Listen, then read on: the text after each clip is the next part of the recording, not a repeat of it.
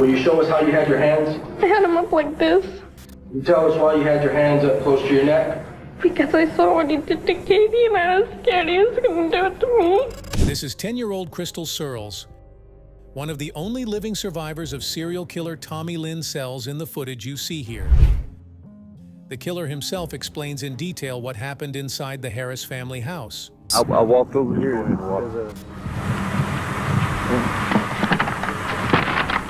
I came over here, and there's a little girl sleeping here. And then I looked in here, 2 girls sleeping in here. I woke this girl up. The little girl on top was like petrified. But when Sells left the house that night, there was one thing he never thought would happen.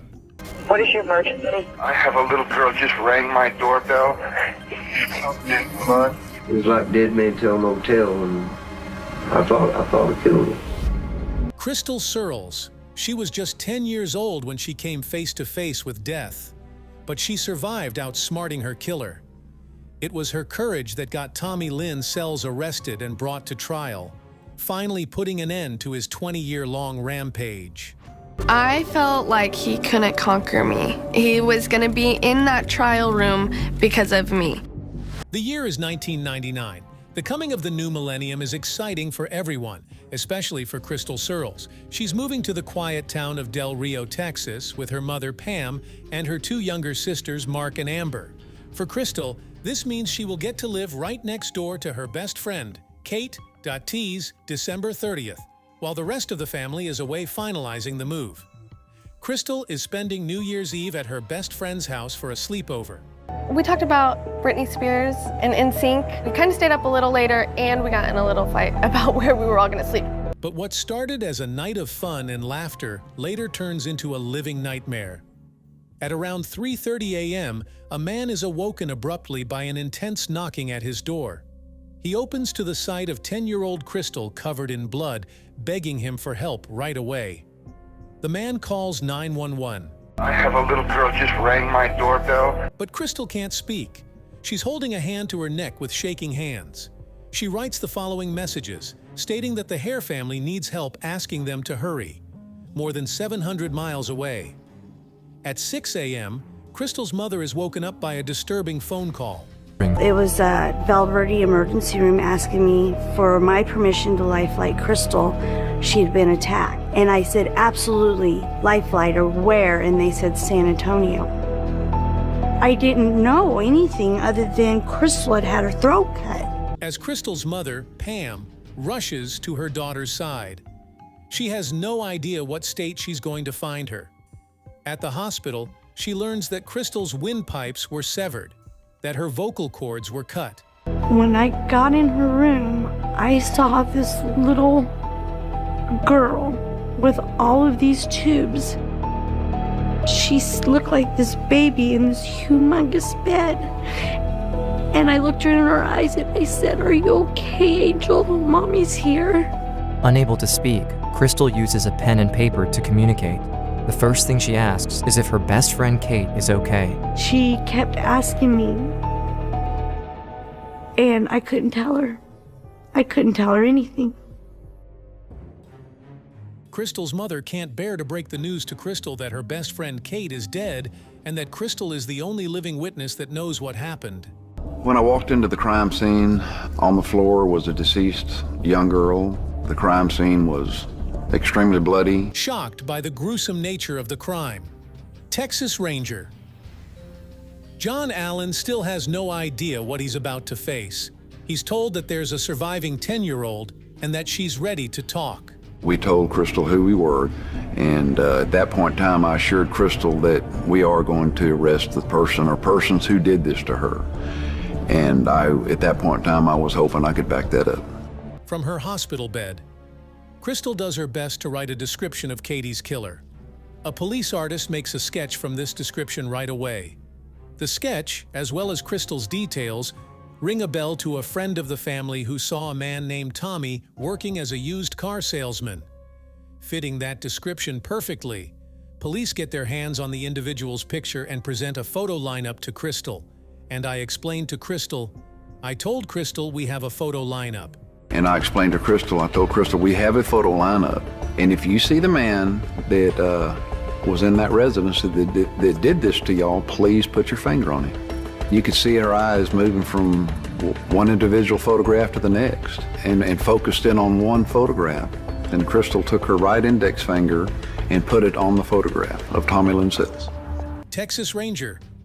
John Allen makes Tommy Lynn Sells his primary suspect, but nothing can prepare him for who Tommy Lynn Sells really is. It's January 2nd. Police move in on Tommy Lynn Sells' trailer while the door's unlocked. Texas Ranger John Allen walks in and is met halfway by the suspect. He makes his arrest without any resistance. In fact, Sells even tells John Allen, I'm glad I finally got caught. And then we told him he was under arrest for murder. Confessions are immediately obtained from him, as well as his agreement to do a walk-through of the crime scene. You doing this walkthrough of your own free will? Oh, yes. I thought this to be very odd. Here this guy is under arrest for murder and attempted murder, and his wanted to cooperate with us. I walked over here.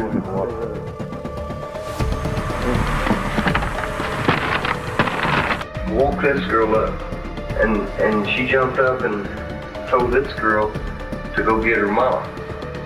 I stabbed her here, and then she jumped back, and then I... The way Sells describes matter-of-factly what he did to Kate. And Krystal brings shivers down everybody's spine. But the odd behavior of Sells doesn't end there. Back at the police station, he continues to give unprompted details of other crimes he's committed over the years. I sat in that interrogation room for hours, listening to Tommy Lynn Sells talking about the people he killed, the men he killed, the women he killed, the children he killed. This is 2 females, and it happened in 91, close to Cabin Creek. We have confirmed that he has committed 22 total murders. That's when I realized we were dealing with a serial killer, a cold-blooded serial killer. So how did a serial killer who for the last 20 years managed to escape police get put behind bars because of a 10-year-old girl? As Krystal slowly recovers from her neck injury, she regains the ability to talk and can finally share her side of the story. It's December 31st, 3 a.m. Krystal is fast asleep after a night of laughter with Kate. We went to bed kind of late, but I remember I woke up to like a scream. She notices that the light is on, laying silent at the top of a bunk bed. She looks around, confused. I could see at the end of the bed, this scary guy. He had scruffy hair, long, dark, curly hair, and a big, scary, long, bushy beard that just took over his whole face, and then his eyes were just dark and mean. The man doesn't notice that Krystal is awake, but she can see the man is holding Kate and that he has a knife. He had a hand on her mouth and the knife on her neck, and she's looking at me. Kate then screams out to Krystal to go get her mom. At that moment, the man drives his knife across Kate's neck, dropping her to the floor. He then moves in and stabs her again and again. I heard Katie at the bottom of the bed on the floor. She was like gasping for air and choking. She couldn't breathe. Krystal is horrified, but she's quiet, careful not to make a sound. She wants to help her friend, but if she moves, the man will kill her. After a moment, the man walks out of the room. About to shut off the light, and he looked one last time, and he noticed that I was there. Tommy Sells has already made a victim. He doesn't hesitate when he sees that frightened girl on the top bunk. He closes the door and walks back to her side. I was trying to scoot to the right side of the bed because he was on the left. He just reached over and cut my throat like this. Without hesitation, Krystal dropped to the floor and plays dead. She's praying that the man won't come back and check if she's alive like he did with Kate. She has to stay absolutely still. I just remember laying there and the light turning off, and I heard the door shut. So I got on my hands and knees and I was crawling across the floor in the bedroom, and I came across Katie.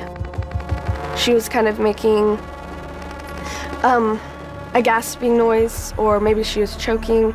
But then I was trying to comfort her. I laid next to her, rubbing her back, and that's when I realized I couldn't talk, because all I wanted to say was everything's gonna be okay, everything's gonna be okay, but I couldn't. Then Kate goes quiet with her friend dying in her arms. Krystal realizes she could be next. I had this feeling, get out of here, get up, come on, go.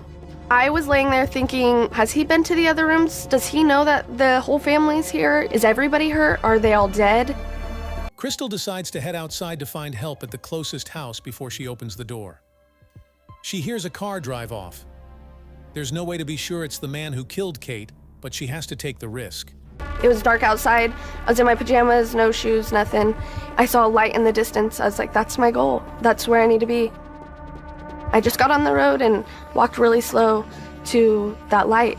Really, all I could think about was, just get to this house, just get to this house, just get to this house.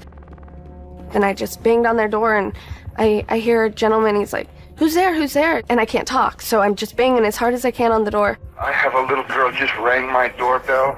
Krystal is begging the man to tell the operator that the Harris family needs help. But all she can do is write while holding a hand to her throat. She writes for them to hurry, that her neck needs help. And to the man she writes, will I live January 2nd? Krystal is at the hospital, relieved that Lynn Sells is behind bars, but her nightmare isn't over yet. In less than 9 months, she will have to face him in court, because her testimony is crucial to the case to make sure Lynn Sells never hurts anyone else ever again. And she's terrified of what might happen. Will she be able to go through with her testimony? If she fails, he might be released, and who knows what Sells will do when he sees her in the courtroom. Like in the case of Mary Stauffer, who was kidnapped by her stalker, he attacked her with a knife in court and left a mark on her face in the weeks before the trial. The television show America's Most Wanted covers Kate and Krystal's story, and they arrange for Krystal to meet with another teen who went through something very similar. And he strangled me. He slit both my wrists.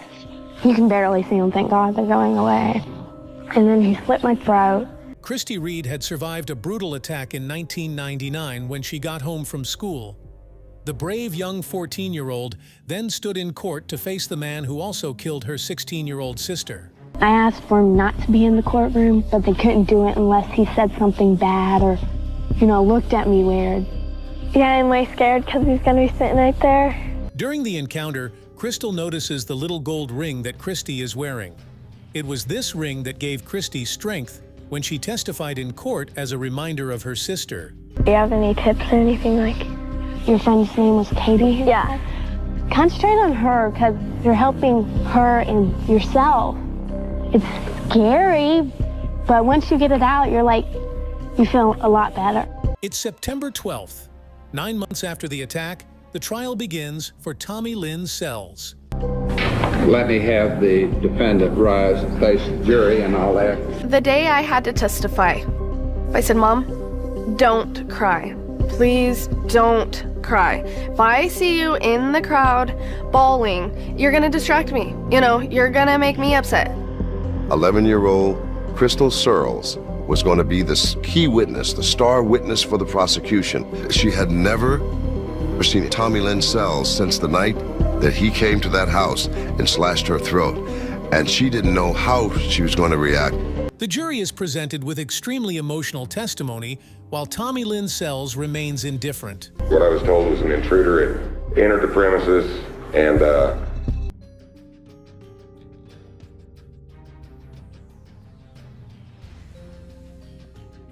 my daughter was gone. They discovered that it was my own daughter who was in the house. I just cried and cried. Soon it will be Krystal's turn to tell the jury what she went through, which Sells just a few feet away from her moments before she has to go to the courtroom. A surprise is delivered directly to Krystal to help her through her last struggle. And I am to tell you that this is to help guide you, okay? Come on.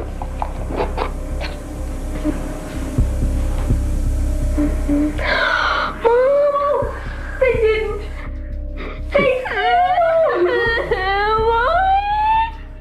Oh. Inside, she finds the cross ring that Christy was wearing, the same ring she wore in court. As you face this journey from the moment you begin, know that God will guide you, and you'll have the strength to win. And then when they called me down, I was like, I'm ready, I'm ready. They said, do you want to walk by him? You could either walk by him or just walk through this door and get on the stand. And I said, I want to walk by him. I'm not scared of him. Were you ever awakened during the night? Yes. What was it that awakened you? Katie's voice saying help. His hand was over her mouth. Whose hand was over her mouth? His hand. The man with the blue jacket and the glasses? Yes. Let the record reflect that the witness has identified the defendant, Tommy Lynn Sells. He was standing behind her with his hand over her mouth, the knife right here. Katie was, okay. He was,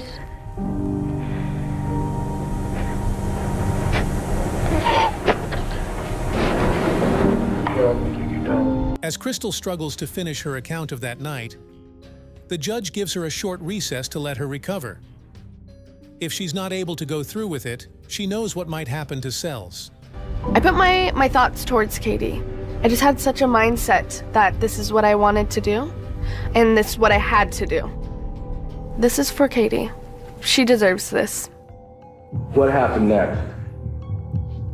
he moved the knife and slit her throat. He started walking towards me.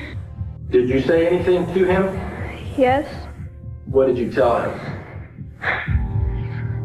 I told him I'd be quiet. I promise I won't say nothing. I'm not making the noises. It's Katie. He said, move your hands. And why did he say move your hands? Will you show us how you had your hands? I had them up like this. Can you tell us why you had your hands up close to your neck? Because I saw what he did to Katie and I was scared he was going to do it to me. As she struggles to go through with her testimony, she finds comfort in the gift Christy gave her. He reached over the ledge and took my throat, just laid there, and pretended I was dead. Tell us why you did that. Because if he knew I was alive, he would have came back and killed me for sure. Well, Krystal, you can stand down then, and this completes your examination. Thank you, and you are excused. As soon as I stepped off the stand, I felt so good. I felt like he couldn't conquer me. He had his chance, and now look at him. He was in that trial room because of me, and I liked feeling that power. After only a few hours of deliberation, the jury quickly comes back with a unanimous verdict. You, Tommy Lynn Sells, have been found guilty of the offense of capital murder. They decided to give Tommy Lynn Sells the death penalty. The serial killer, Tommy Lynn Sells, who escaped police for 20 years, is finally brought down, and it's because of one little girl's courage that he will never hurt anyone ever again.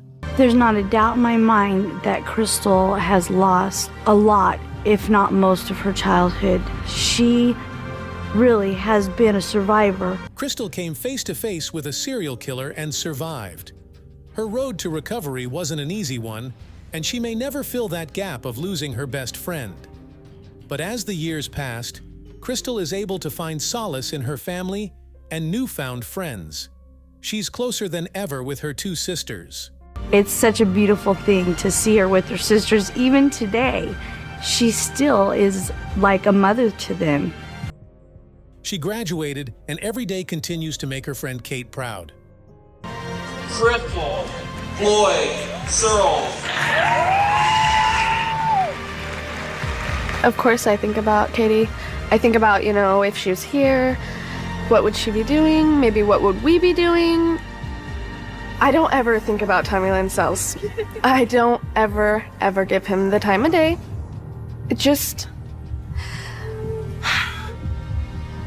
It makes me really thankful. That's what he did. He didn't ever bring me down at all. And these are happy tears.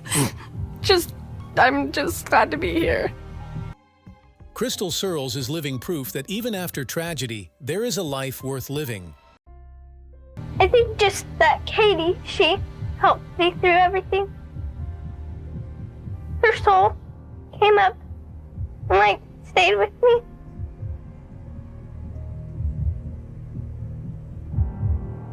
Thank you for watching. Kindly like this video and subscribe to the channel for more. See you in our next video. Bye.